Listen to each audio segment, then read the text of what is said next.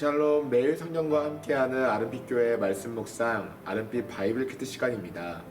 2025년 2월 21일 금요일, 오늘은 누가복음 5장 27절에서 39절까지의 말씀입니다. 오늘은 한 단락 안에 다양한 소주제 내용들이 등장하는데요. 첫 번째로는 예수님께서 세간에 앉아있는 세리 레위를 부르시는 장면입니다. 두 번째로는 예수님과 죄인의 식탁교제에 대하여 나눕니다. 세 번째로는 금식 논쟁에 관하여, 마지막으로는 새 옷과 낡은 옷, 새 포도주와 낡은 부대의 비유에 대하여 논하고 있습니다.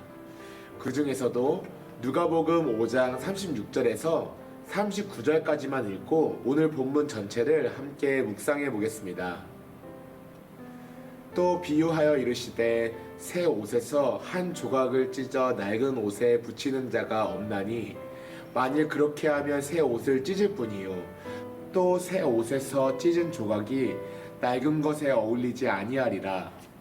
새 포도주를 낡은 가죽 부대에 넣는 자가 없나니 만일 그렇게 하면 새 포도주가 부대를 터뜨려 포도주가 쏟아지고 부대도 못 쓰게 되리라.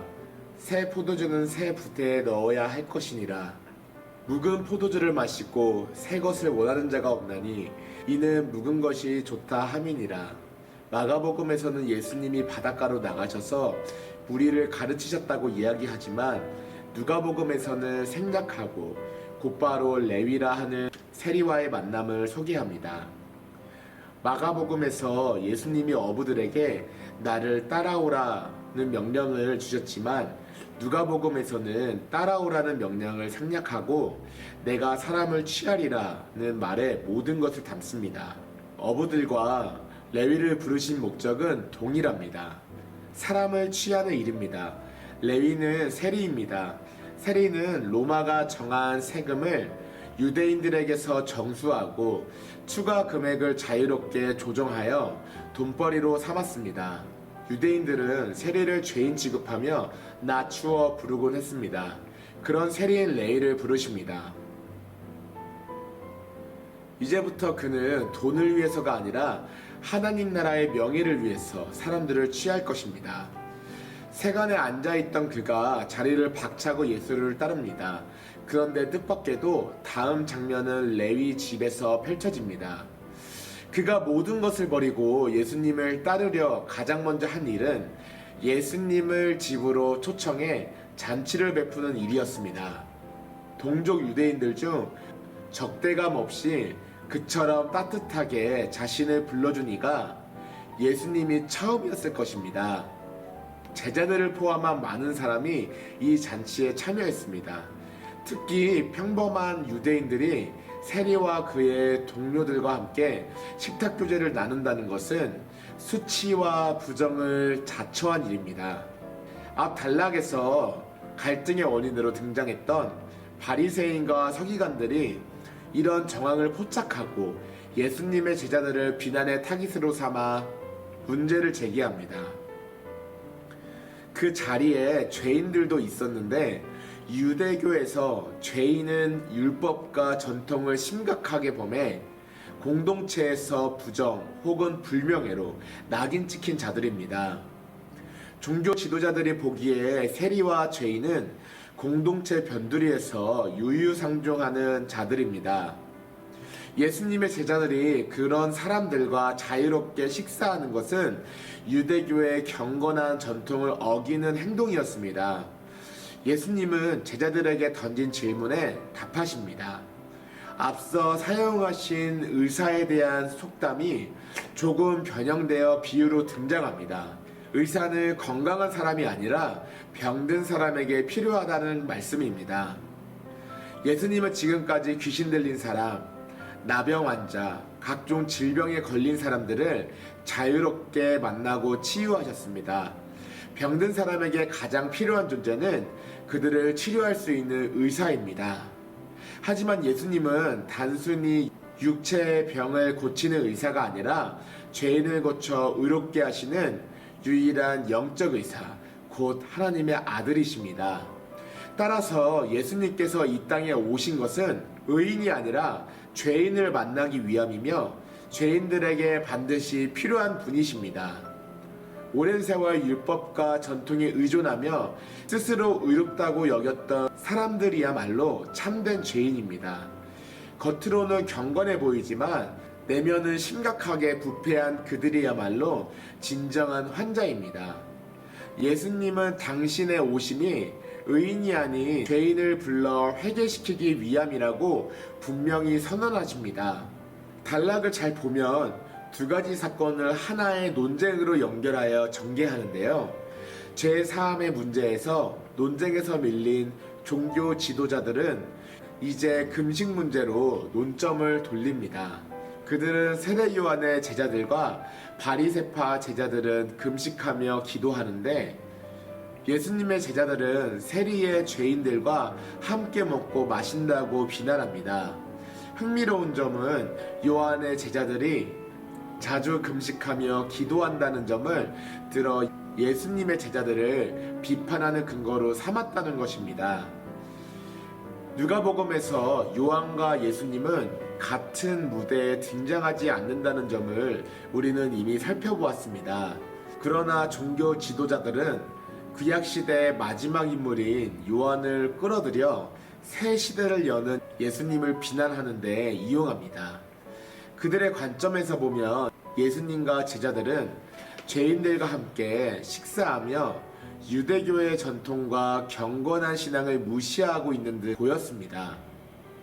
여기서 잔치와 금식, 불경건과 경건, 전통 파괴와 전통 수화가 충돌합니다.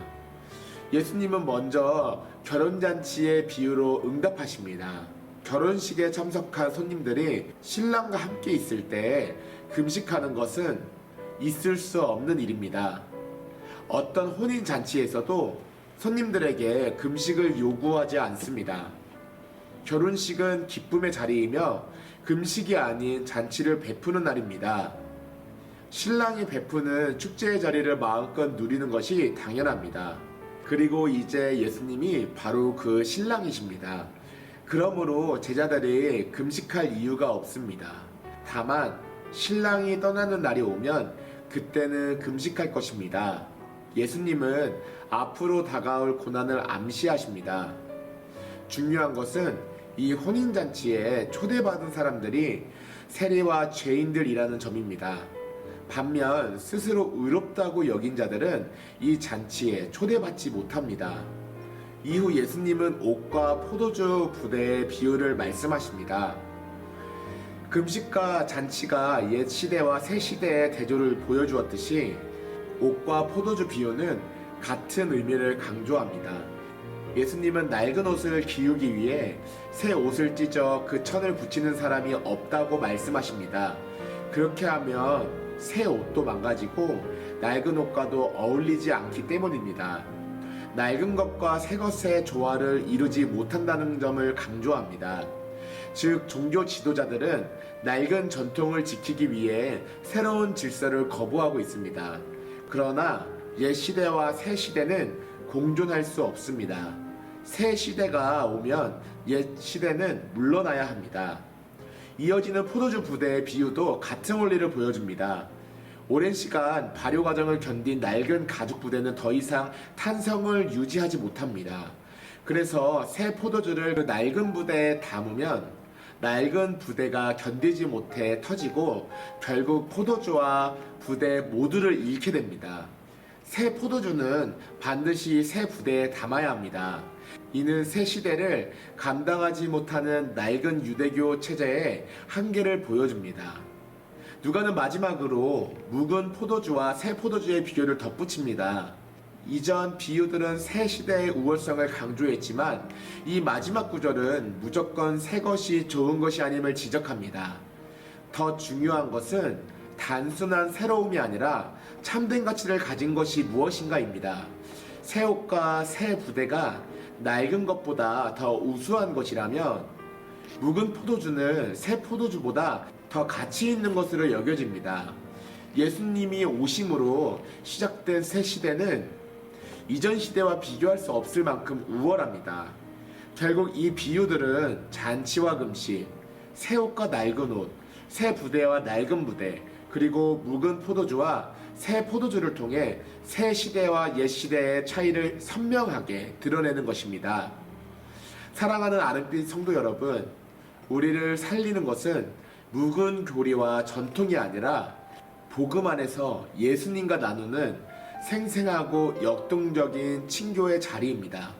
죄인을 부르러 오신 예수님께서 오늘날 우리를 부르십니다. 그 부르심에 복음의 순종으로 응답하는 귀한 하루 보내시길 소망합니다. 사랑과 은혜가 충만하신 하나님 아버지, 오늘 우리에게 귀한 말씀을 주시고 예수 그리스도의 은혜를 다시금 묵상하게 하심에 감사드립니다.